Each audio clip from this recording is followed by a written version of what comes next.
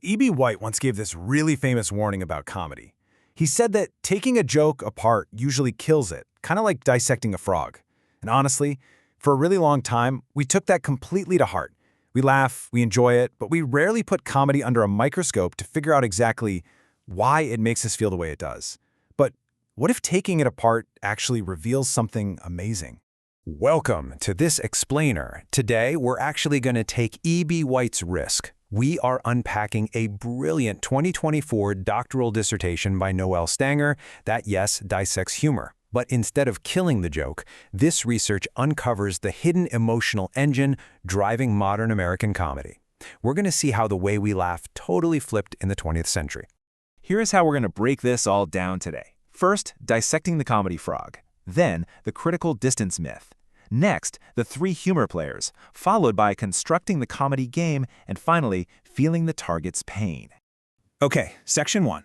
Dissecting the comedy frog and the challenge of analyzing humor. For a really long time, academic analysis of comedy was frankly a pretty dry affair. It focused entirely on logic and structure, completely sidelining the actual human emotion involved. But what's absolutely fascinating about Stanger's research here is his main focus. He sets out to prove that 20th-century American humor didn't just get structurally more complicated, it actually evolved to become deeply, intensely emotional. To understand why this is such a big deal, we have to look back.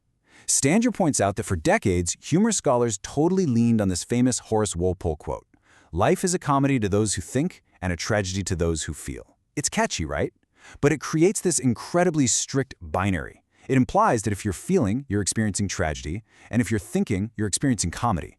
It neatly, and maybe way too simply, separates logic right out from emotion. Which brings us to Section 2, the critical distance myth, and this whole idea of logic versus emotion.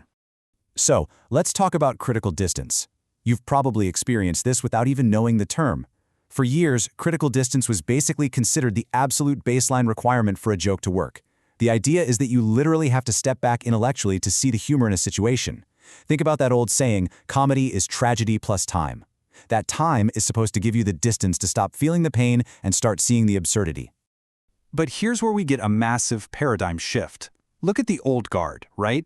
Guys like the famous theorist Henri Bergson believed you actually had to numb your feelings, achieve this temporary anesthesia of the heart, just to laugh. But Stanger's thesis argues the exact opposite. He says successful modern humor doesn't numb your heart at all. It literally demands profound emotional engagement. And you can see this competitive edge across the board. Even when we look at all the classic humor theories out there, from superiority theory down to benign violation, Stanger notes they all agree on one really fundamental thing. Humor is almost always characterized by an attack or a conflict. Someone or something is being targeted. Let's move to Section 3, the three humor players, and setting the board. If humor is basically an attack, we really need to know who's actually in the ring. This isn't just a random act, it's a highly orchestrated interaction. Stanger conceptualizes humor as this highly structured game involving three main players. You've got the humorist launching the attack, the target taking the hit, and us, the audience, watching the whole thing unfold. Keeping these specific roles in mind helps us see exactly how the comedic trap is set. This leads perfectly into Section 4, constructing the comedy game and the rules of engagement. So how do comedians actually manipulate those three roles to make us laugh and feel at the exact same time? While the humorist constructs this multi-layered game that is self-reflexive, which basically means the joke knows it's a joke. But here is the brilliant paradox of it all. We, the audience, are being asked to step back critically to actually get the punchline while simultaneously leaning in emotionally to feel the real stakes of the situation. And here is the absolute secret recipe to modern comedy. The humorist is constantly bouncing between two distinct signals. First, they signal play. They give us a wink and a nod that, hey, this is just a joke, giving us permission to laugh. But then, almost immediately, they signal reality, reminding us of the very real, factual pain that's actually involved.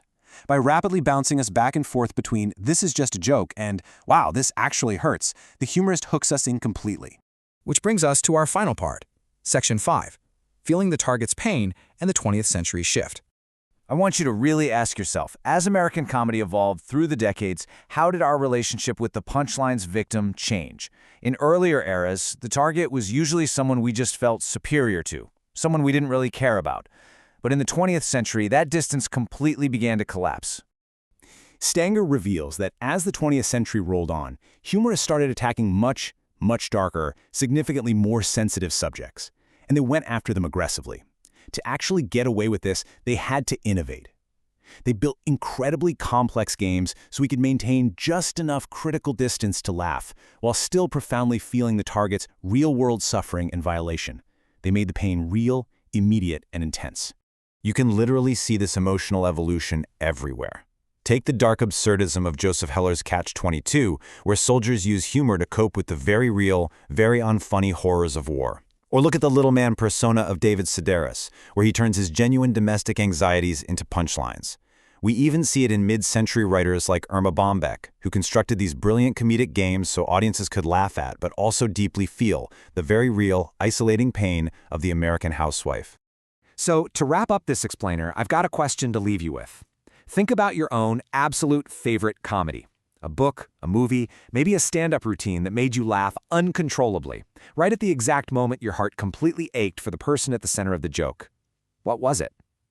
Because once you recognize that simultaneous feeling of critical distance and deep emotional engagement, you realize you aren't just passively watching a joke, you're playing the American comedy game. And honestly, you'll probably never hear a punchline the exact same way again.